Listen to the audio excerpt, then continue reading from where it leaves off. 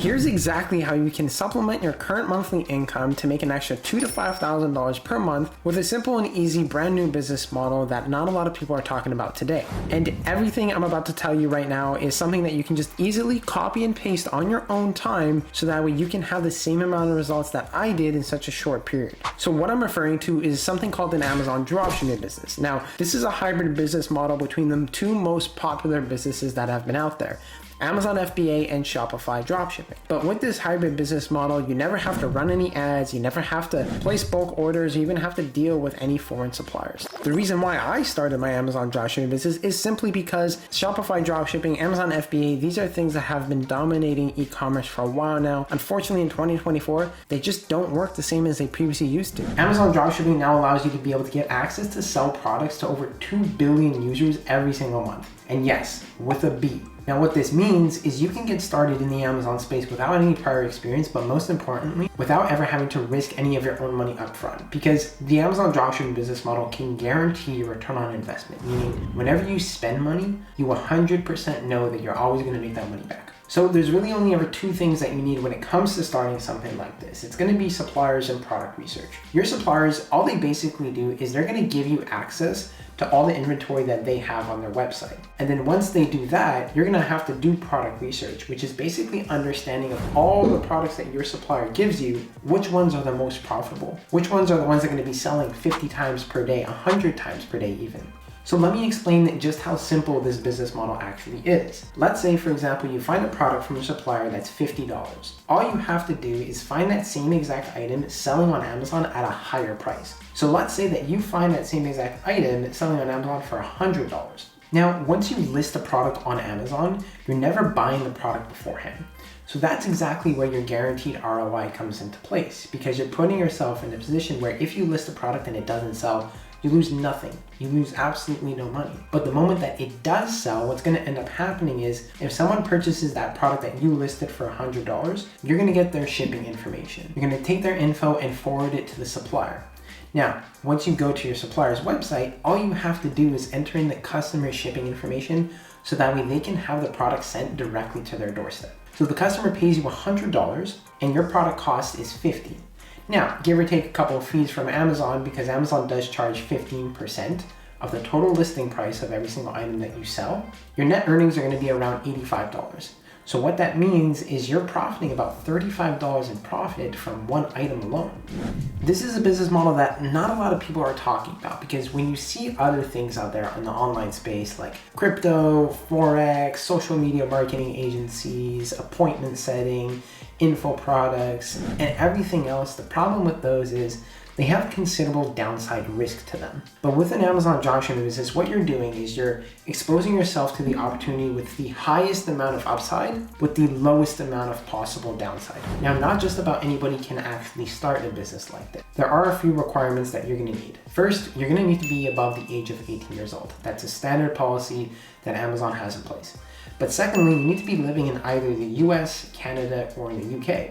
So the easiest way to go about this is, for example, I'm from Montreal, Canada.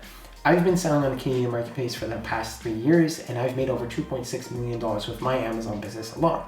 Considering I live in Canada, right, it's just easiest for me to sell on the marketplace that I live in.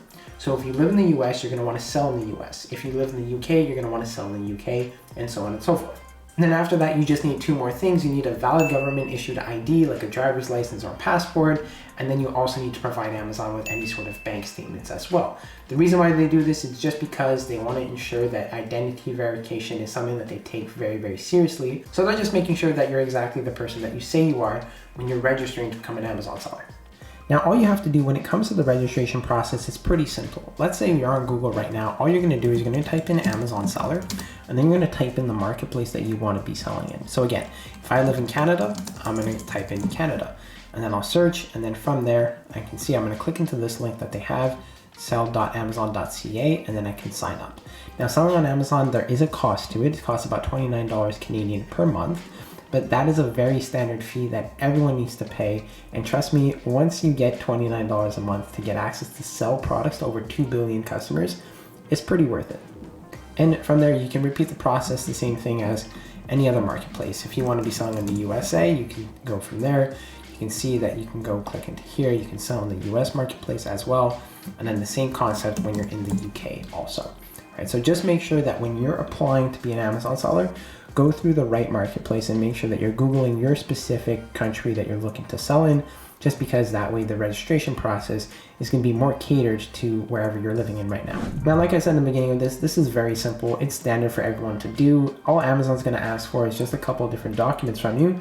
So that way, again, just making sure you are exactly who you say you are. They don't just allow anybody to sell on their platform. So long as you're above the age of 18, you live in the US, UK, or Canada, and you have a valid issued government ID, and you can be able to provide them with some sort of banking statements, then you'll be able to be good to go. It takes about 2 to 5 minutes, and then you're going to be on your way to start selling on Amazon. But there's the most 2 important things that we have to get into first.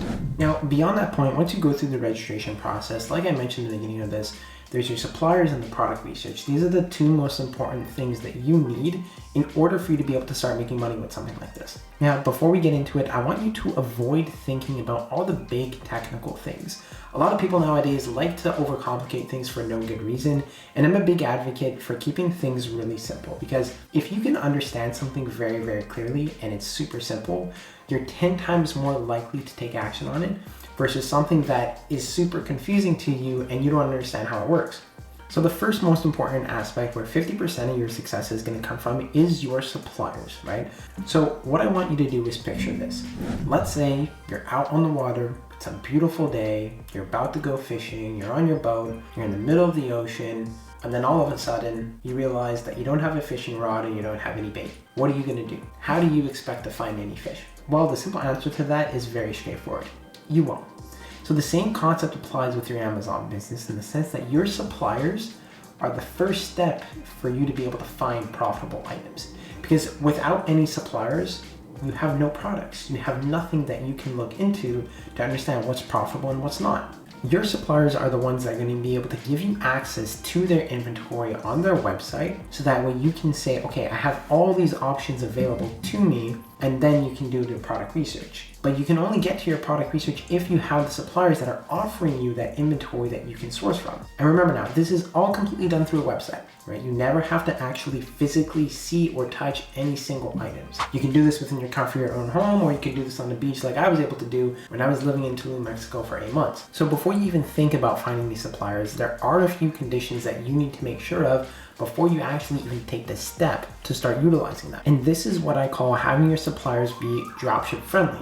So in order for your suppliers to be dropship friendly, they need to meet 2 conditions. First, they need to ship all their products out using blind shipping. All this basically means is that they're shipping their items directly to the end customer without any indication in regards to where that product actually came from. Secondly, you need to make sure that your suppliers are dropship friendly by ensuring that they don't include invoices inside of the packages that they send to the customers. So let's say, for example, that you buy a product for $100 and then you get the product at your doorstep, you're all excited, you open the box up, and then you see an invoice receipt for $50 when you paid $100. Obviously, something doesn't add up there, and that's where a lot of issues can end up coming about from the customer side of things. So you have to make sure that when you're utilizing suppliers, they meet these 2 conditions in terms of shipping their products blindly and also not including any invoices or receipts within their packages. So how exactly do you find these suppliers? Well, I'll make something very clear to you. You're never going to be sourcing overseas from AliExpress or Alibaba. That's just a load of garbage,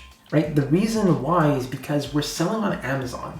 The reason why Amazon has been able to dominate 37% of the whole entire e-commerce market is because of convenience. So think about it, right? If you go to Amazon and you're looking to buy whatever it is, a microwave, air fryer, you're expecting it to come within the next 2 to 3 days. You see, customers have gotten accustomed to having a lot faster shipping times and getting their products fast. So we need to cater to that. And if I were to source something from AliExpress or Alibaba, it would take more than 3 months for the product to actually get to the customer's doorstep. And that's why I encourage every single person when you're Amazon dropshipping to source domestically. Utilize domestic-based suppliers, because although the pricing might be higher, customers are 10 times more willing to pay for a product that's a little bit more expensive if it means that they can get it a lot faster.